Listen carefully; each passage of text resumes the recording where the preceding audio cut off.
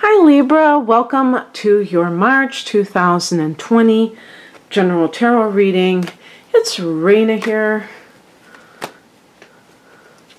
and I'm back with my Morgan Greer deck.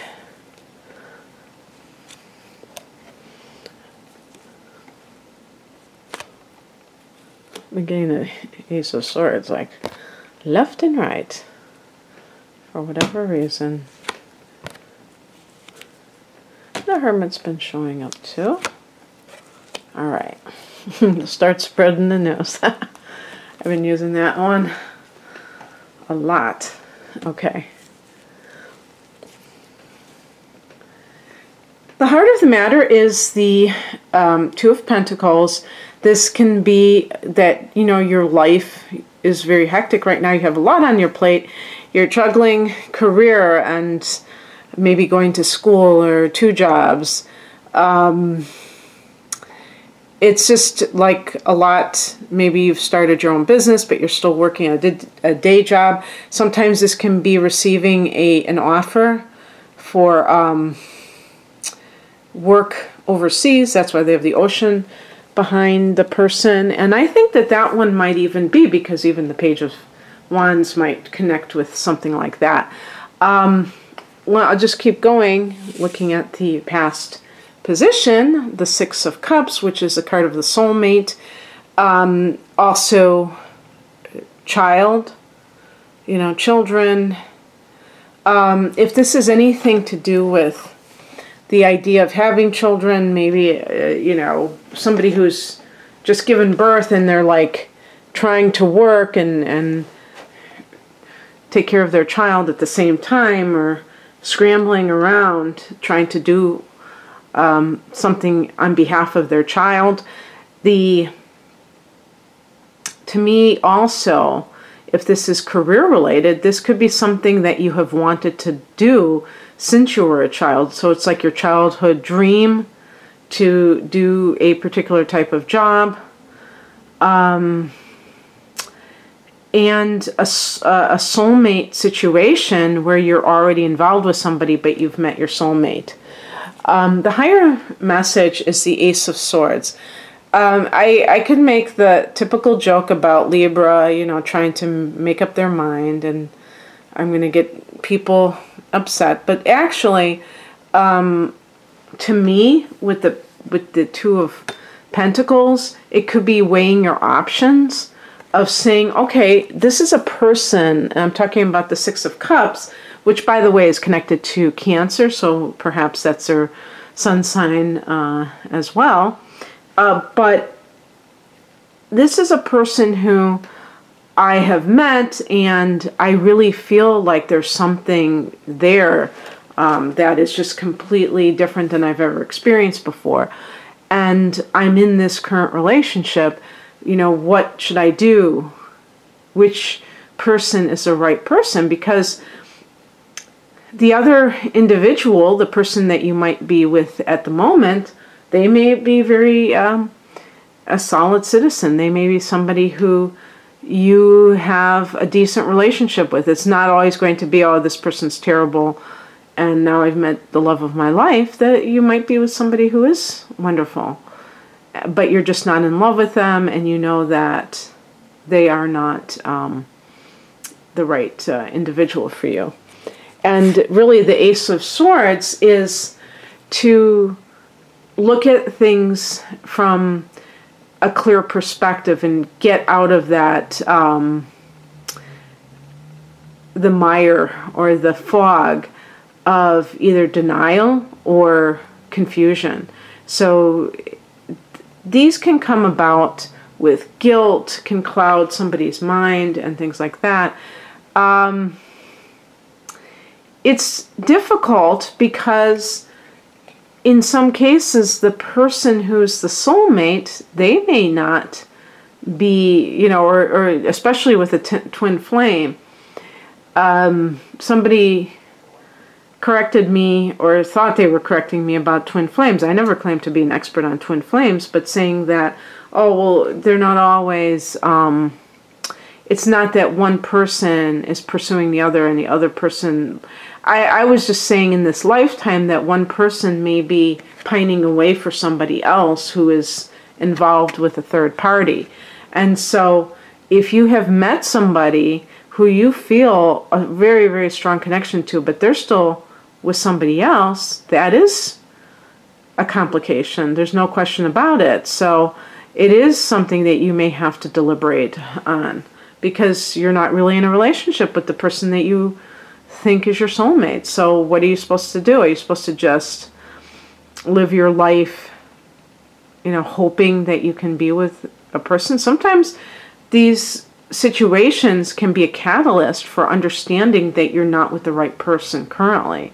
And so it's not like a completely worthless situation. It can actually help you to realize that you're not happy in your current relationship.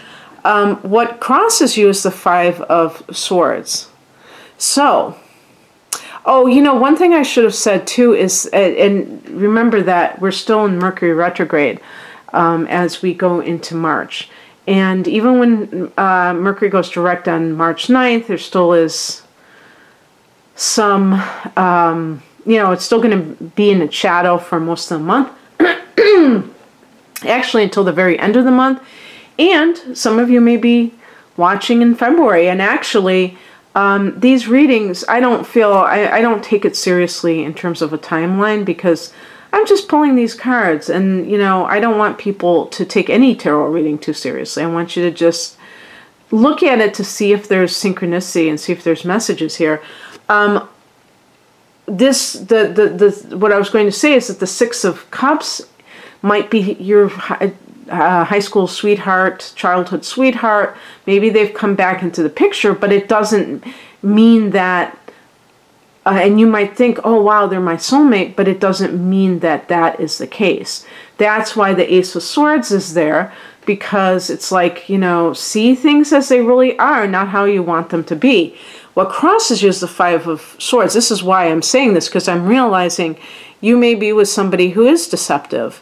They may have people on the side and they're telling you that they're single. They've come back into your life, but how, do you know why they're back in your life? The nostalgic factor can cloud over a lot of the messy little details of what happened and what led you to be estranged from this person. Or if it was in high school and now you're in your 40s and it was just like a teenage romance, it still doesn't mean that you're the same people anymore. And, of course you're not than you were when you were teenagers. You're going to be different. And again, what is that person's agenda? Is that person really on the up and up? And the Five of Swords could be no. And if you're dealing with somebody who you think is your soulmate, and yet they are in a marriage, for instance, but you think that you belong with that person, to me the Five of Swords is winning the battle and losing the war, and the war being your self-respect, your integrity, and things like that. Because the point is that if somebody is involved with somebody else and they're willing to cheat on that person with you, they lack integrity. And you might just be so flattered, oh wow, this person wants me over their wife. I'm better than her, even if you've never met her. I know I'm going to get in trouble with some. Am I going to have to disable my ratings or what? But I mean, these things do happen and people do have those kinds of thoughts. Not saying all Libras think like that, please. Give me some credit. I'm not picking on Libras whatsoever, but I'm just saying that if you're in that type of situation, you might not be thinking that consciously, but the basic agenda is present, because that is how you are feeling, bolstered by this situation. And the problem is that you're hooking up with somebody who has already shown that they lack integrity. And, I'm not saying that it never works out and that people who cheat on their spouse means that they're going to cheat forever. I'm not saying that. Sometimes people are very desperate in their lives and they do things that they wouldn't normally do just because they're in a very upset state of mind. And I don't judge any person for their actions like that, but I'm just talking about you and, you know, your realistic outcomes. If this is a job situation, and you're balancing, like you're deciding, you know, which job offer to take, or whether to stay in your current job or take a new job offer, you may be unaware of certain people that are not really on the up and up, that are in that environment. And it could be in the new environment. So you might get a job offer that pays a lot, you know, 30% more than your current salary. Excuse me. But, you know, you don't know the workplace and you don't know what kind of snakes are in that workplace. So this is one of the reasons why it's important to, if you do get like a job offer, to maybe even visit the company, see, you know, the environment, the you know, just what you're dealing with, how people seem to act. Of course, you can't tell 100%. People can put on a good show, but still, just some kind of like ideas of what may be going on so that you can make a more informed decision about what you want to do. And yeah, so what's coming in is the Hermit card. This is also advice. Seek the inner light. Seek your true self that is not dependent on outer conditions, outer designations. So not being impressed by a job title, not being, you know, and selling your soul for something, not being willing to listen to what people say and ignoring what they're doing. But the other way around, ignoring more of what they're saying and looking at what they're doing is important. And also seeing if people's words match up with their actions. The Hermit is about looking within, and perhaps if this is like relationship oriented and you're not happy in your current relationship, maybe somebody is contacting you, but is it important for you to get, you know, to jump from the frying pan into the fire? Is it possible to to have a hiatus on relationships and say to the new person, the person who's calling you, you know, it's great to hear from you. I'm letting go of a current relationship. I'm going to need some time to just get over this. So how about I call you in 6 months? A lot of people wouldn't do that because they would be like, oh my gosh, no, that person could find somebody else in 6 months. But if somebody's really meant for you, will that happen? I don't think so. But, you know, that's just my opinion. And it's only based on, you know, me imagining that. Maybe I wouldn't act like that. But I do get concerned if people are going from one relationship to the next. I think that it doesn't allow for integration of past experiences. I think it just kind of is a coping mechanisms to avoid being alone. And the Hermit is about being comfortable in your aloneness, in your solitude.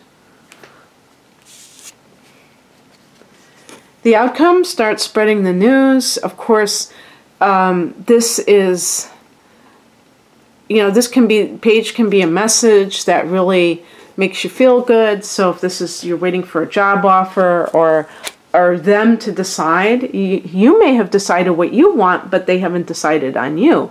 You may hear some good news in March. I feel like, Libra, that, you know, relationship issues take off even more so at the end of the month when you have these triggers to your 7th house of committed partnership with Aries, your opposite sign. Now, with Pisces transits, that affects your 6th house, and that's the work area. So that represents the perhaps the Pentacles situation, where you're trying to find out what's going on. So you may have both of these scenarios play out in March for you, the relationship and the job. Page of Wands to me feels like you're embarking on something new, that maybe a new project or a new passion, and it's very exciting to you. It's something that floats your boat, as they say. And because of that kind of is a high vibration, to be enthusiastic and joyful. So then that attracts other good things to you as well, including people who are right for you. If there is a soulmate situation, and when I say soulmate, I really mean like a very compatible person. Perhaps you hear something that you like. You hear something that, what's that saying? You hear something that you like? I don't know. That's something like that. It's just a simple saying. But you like what you hear. I knew it was something like that. And so that can be really happy messages, communication, and beginnings of new projects and situations. And to me, the Page of Wands totally exemplifies the spring period, which we begin to experience in the Northern Hemisphere. Certainly, the astrological new year, regardless of where you live, is on March 19th. So that is the beginning of Aries. Aries is one of the fire signs, and Wands are fire energies. So anyway, I hope that this resonates with you, Libra. If you'd like a private reading, the link is below. Thank you very much for watching. Take care. Bye.